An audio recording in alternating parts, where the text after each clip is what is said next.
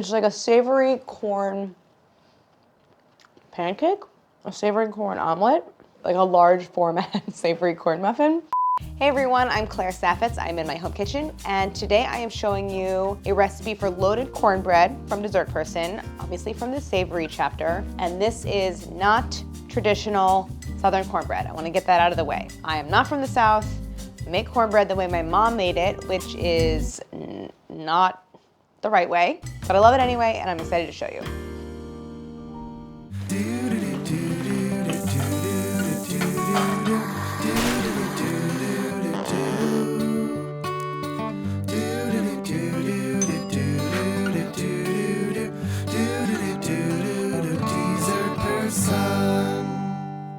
I know enough to know that real Southern cornbread is made with all cornmeal, no flour.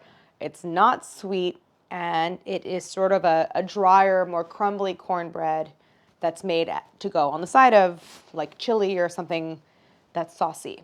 This cornbread is sort of like the cornbread that my mom made growing up from the New Basics cookbook, and it has a lot of savory things added. So I decided to run in the opposite direction of Southern cornbread, and this is like a Yankee style loaded cornbread with tons of aromatics, and it's still super delicious. I think of this as if traditional cornbread is made as an accompaniment to other foods, this is a dish unto itself. I like to bake this cornbread in a skillet, and I'm going to also cook the aromatics first in the same skillet. So I have that here plus a spatula, and then everything else comes together in 2 bowls. So I have those right here. And it's like a mix the wet, mix the dry, mix them together kind of recipe. I have cornmeal, buttermilk, all-purpose flour, some cayenne pepper, baking powder, baking soda, bacon, granulated sugar, kosher salt, 2 large eggs, unsalted butter, sour cream, some fresh cilantro, 4 scallions, a Fresno chili, sometimes called a red jalapeno. Whether or not you use the seeds is up to you. If you add the seeds, it'll be a little spicier. If you don't want it to be spicy, take them out. And some thawed frozen corn. Use fresh if you have fresh corn. I'm gonna melt a little bit of butter in the skillet. This is 5 tablespoons. And I'm gonna crisp the bacon in the butter. So I'm gonna start by chopping up the bacon. This is 3 ounces of bacon, which is like 3 or 4 slices depending on how thick your bacon is. This will add sort of a smokiness. You can make this vegetarian and just skip the bacon. So this goes into the skillet. I have it over medium-low. While the bacon crisps and it's gonna render out some of its fat, I'm gonna cut the other aromatics. I have 4 scallions. I'm just gonna slice crosswise, thinly, all the way up to the greens. And then I'm also gonna slice this chili. So I'll pull out some of the big ribs. I like the flavor, but I also just like the color. They give a little pop of red. And I'll finally chop this. Precision of chopping is really not important here at all. This is just gonna crisp a little bit more before I add those aromatics in. And I'm also gonna add the corn. The bacon is crisp and it released a lot of its fat, so I'm gonna add the other aromatics. I have my corn, and by adding these, it'll stop the cooking of the bacon. This was thawed, so there's a little bit of water in here, and that's why it's sizzling so much, but that's okay, that'll cook off. And now my scallions and Fresno. So I wanna cook this and let the butter and the fat from the bacon soften all the aromatics. I want the scallion to get translucent and soft. The corn is already tender because it was frozen and then thawed, and that tends to soften it. If you're using fresh corn, it'll take about the same amount of time, but you want the corn kernels to also soften. And then I'll let it cool off the heat while I put together the batter. First thing I wanna do is finely chop some cilantro. Don't do this ahead of time because cilantro is pretty delicate, and I chop the stems and all. I start with the dry for a couple, well, really just for one reason, and that's because I use 1 whisk. And when I whisk the dry and then the wet, the whisk stays clean, and if I whisk wet and then dry, the wet whisk just gets kind of gummed up. So starting with a cup of all-purpose flour, 1/2 cup cornmeal. This is a medium cornmeal. It has some really coarse pieces in it. If you can, use a coarser grind because it just has texture to it and it'll give you a tiny little crunch. My other dry ingredients, 1.5 teaspoons baking powder, 1.5 teaspoons kosher salt, then 1/4 teaspoon each of cayenne and baking soda. A little bit of baking soda is there to neutralize some of the acid. And then the cayenne, I like a little heat. I don't want it to be overpowering, but this part is up to you. It's by preference if you like a spicy cornbread versus something a little more mild.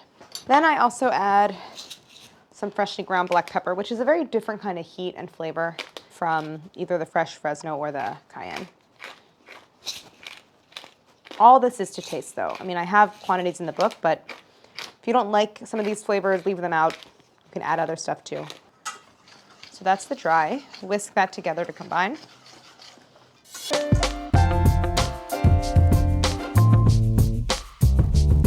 I'm gonna start with 2 eggs. Start by whisking these together to break them up, and you want them to be streak-free. To the eggs, I'll add my sour cream. I have 1 cup. This is room temp. Then my buttermilk. This is a 1/2 cup. Granulated sugar, this is 2 tablespoons. I mean, it's not enough to make it really sweet, and it's not an overly sweet recipe, but in quantities like this, the sugar becomes a flavor and a texture enhancer. It doesn't make it really sweet. Okay, so whisk this together. Now to my liquid, I'm adding the cilantro. So combine that. I'm ready to mix the batter, but my aromatics are still pretty hot because they haven't been sitting very long, so I'm actually gonna scrape them into a separate bowl so they can cool off a little bit faster and then mix everything together. So this is a good time to preheat your oven. I'm gonna turn mine to 350. Is that right? 425. I don't know, I just always assume everything is 350. I'm gonna preheat to 425. This, I'm remembering now, this recipe is baked very hot because I wanna get some nice browning on the surfaces. So 425. And now I'll take my clean skillet and put it back over the burner. And now I can add my remaining 2 tablespoons butter to the skillet, and I just wanna swirl to coat. I want to put the batter into a very hot skillet because that is going to set the batter at the bottom and start to brown it. So I'm putting this over medium-high. Just going to swirl. I'm going to do my wet into dry into a little well in the center. Then that same method that we used to make muffins. Perhaps you saw that video of my seedy maple breakfast muffins. So that method is you pour the liquid ingredients into the center of your dry and then whisk starting from the center, working outward to incorporate the dry. As with muffins, you don't want to overmix, so once you have everything incorporated, switch back to your spatula. Scrape everything, fold it once or twice, and now I'm going to fold in my aromatics. So it might make the batter look a little bit separated, and that's because we've added a ton of fat from the bacon and the butter. So just mix until it comes together and you've distributed all of the aromatics. And now into the skillet.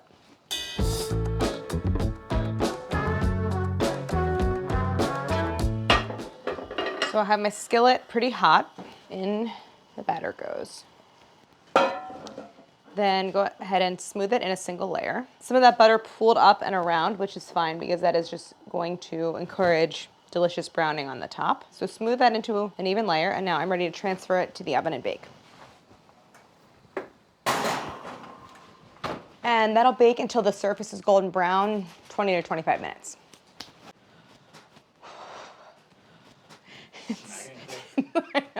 I didn't mean to hit myself. It's so hot in here though, jeez. Whew. Here is the cornbread. It has a nice golden brown, even color across the surface, and it has puffed nicely. This is gonna cool for a few minutes, and then I'm actually gonna turn the whole thing out onto a wire rack to finish cooling. And just to make sure I don't have any stickage, which I'm pretty sure I don't, I'll just cut around like this. So I'm gonna flip this. I think this has probably been resting for 5 minutes, 5 or 10.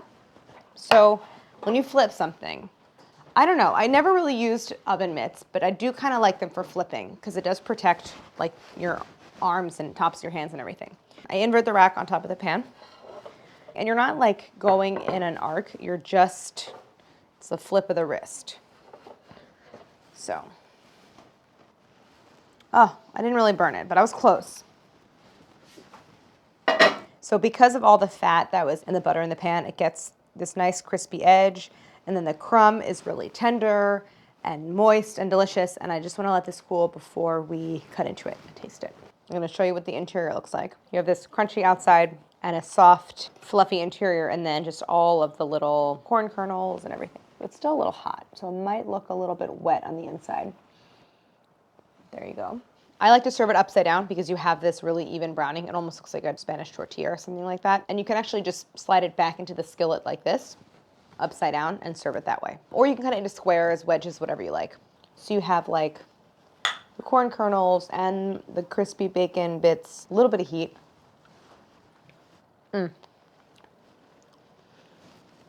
I know that this is not really cornbread, but I think that for cornbread purists, as long as you can think of it as just a different kind of thing, try it, taste it, even if you're holding on to this idea of what cornbread is, get over it and try it. It's so good. More episodes of Dessert Person. Thank you for watching. I was gonna say season 3. I don't know why I'm saying it like it's a wrap up of the whole season, but it's not. Thank you for watching. Like and subscribe. It's really good.